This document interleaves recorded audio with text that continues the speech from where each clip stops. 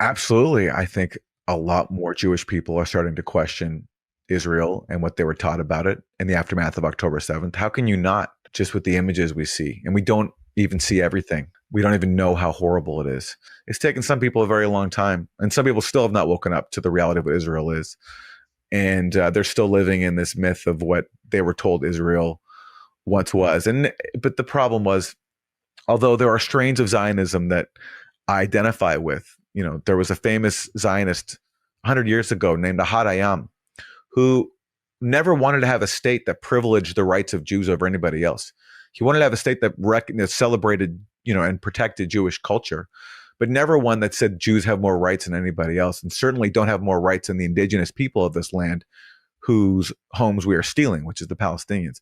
But he called himself a Zionist because he believed in the idea of some sort of Jewish national home. But for him, that didn't mean it had to be in Palestine, where people already lived and would have to be expelled from. But somebody who thought differently was someone like Zev Jabotinsky, who was a hardline Zionist, who turns out, I've recently learned, was a good friend of my great-grandfather's and may have actually helped save my father's life. It's a long story, but that's just one historical tie I have to that movement. But Jabotinsky said that Zionism is a colonizing adventure, that there are people already living there and they're not going to take us in voluntarily. If we want to have our land there, we're going to have to expel them by force. And that's what Israel became. And so the legacy of the Nazi Holocaust, was hanging over my family, throughout my life.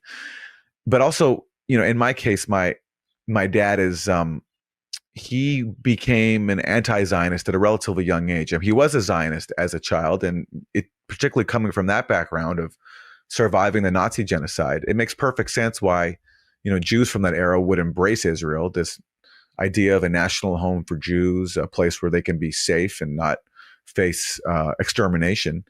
It had obvious appeal.